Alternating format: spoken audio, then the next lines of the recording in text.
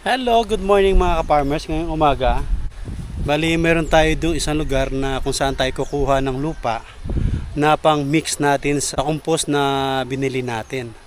Ito yung matabang lupa na imimix natin doon sa compost na binili natin sa B4. So, gagawa tayo ng video ngayon para ipakita sa inyo na ganito yung sistema namin. Guys, antabayanan nyo yung video natin ngayon. Mag-prepare tayo ng ng lupa sa punlaan natin. Kaya dito tayo kukuha ng lupa pang mix natin sa compost. Ito yon. Sasalain natin ng lupa. Panghalo natin sa sa compost. Hawakan ko. Oh, ito na. Oh, sige.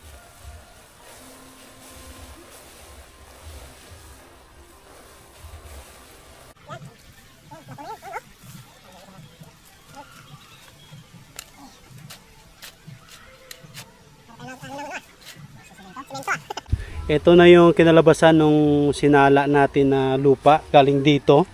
Ayan, kasi mataba yung lupa rito. Kaya dito tayo kumuha ng material para sa punlaan natin. Para maganda din yung tubo ng punla natin. Bali maganda yung nyo, parang compost na rin Parang compost na rin, napakaganda, napakataba yung lupa.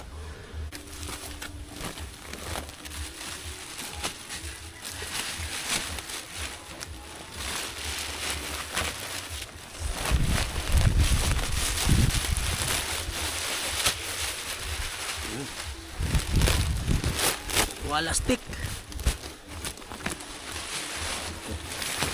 Saktong-sakto. Okay. Ayun. Ayan.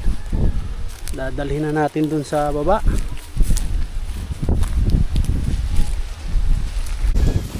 Dadalhin natin kung saan yung compost natin nandito. Dito tayo makamag-mix. Si Alan naghahakot din ng compost natin. Ayan, sige. Ito na yung kinuha natin doon sa taas. Yung sinala natin. I-mix natin to dito sa compost ng B4. B4 baka naman dyan. Compost ng B4. Pagkatapos ito yung compost natin, sasalain natin uli yan para pareho. Para yung sukat ng niya. Maliliit ba? Yung maliliit.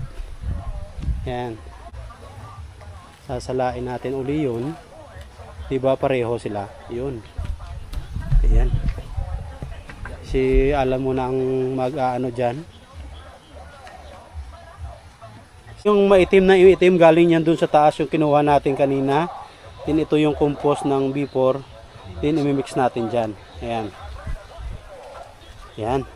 Yun kita nyo. Ayan Yan.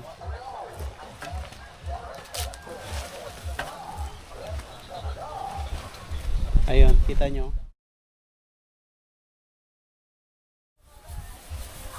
Kulang na ng kamatis at saka yan, Bombay. Kasi may itlog na master.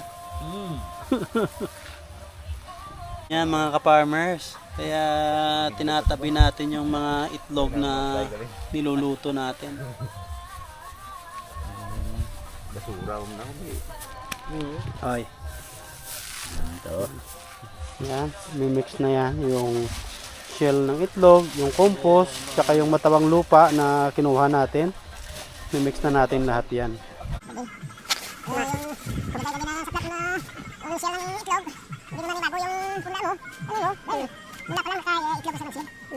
Nakatikim na siya ng itlog. Nalagyan ng vitamina. Ilalagay natin dito para sa mga insekto na mga insects na anaan dyan. Kasi kahit hindi natin nakikita yan, meron yan.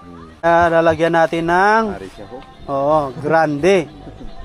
Grande yan. Gawa ng yan? Gawa ng ayan. Agri solution. Ayun, gawa ng agri solution yan. Diyan. Parang lupa din siya, pero kulay violet siya. Yan. Lalagan.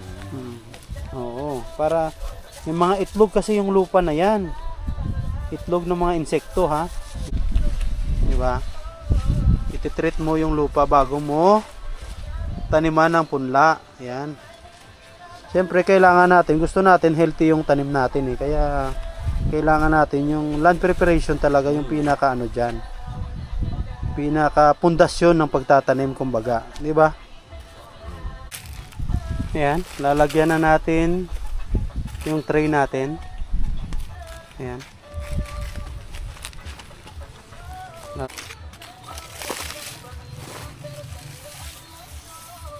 Ayan, nilalagyan na natin yung ano, yung seed tray natin.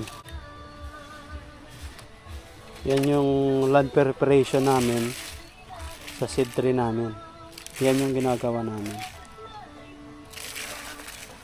Bali 500 na ano to, ang palaya yung itatanim natin ngayon.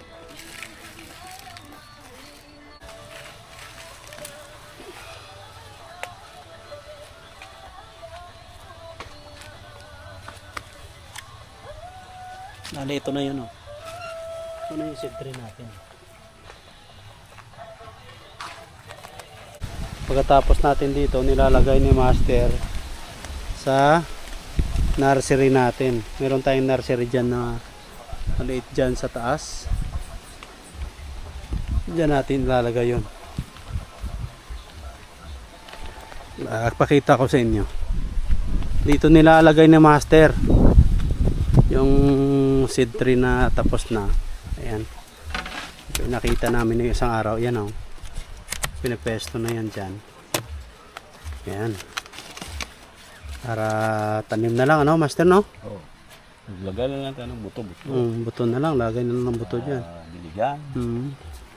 Ba? Ilang araw. Labas na yan. Yun. Natin Ito yung ilagaan. ano natin, nilalagyan ng mga punla natin. Ito yung nursery natin sa punla. Diba?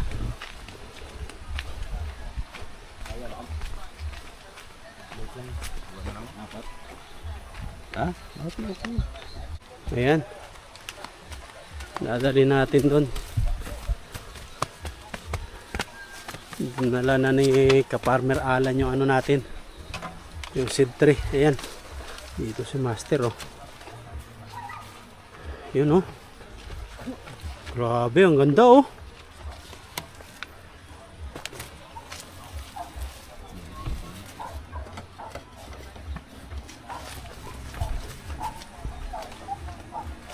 Ayan, pinipesto na natin yung ano, yung seed tree natin. Yung mixture na ayan. Ayan. 2, 4,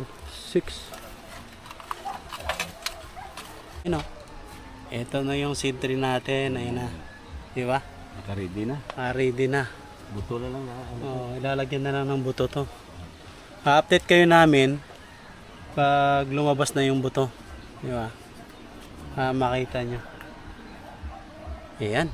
Ang ganda na. Di ba? Ayos. Tapos lagyan natin ng muskitero. Ang kulambo. Muskitero ang tawag dito sa amin. Yung kulambo. O sige na, matulog na kayo dyan, ha. Ayan. Diba? Ayun. Tamang-tama. Tapos na. Ananghalian na tayo. Diba? Nag-aantay yung ano, paksiw. Nag-aantay yung paksiw natin. Kaya kain na tayo.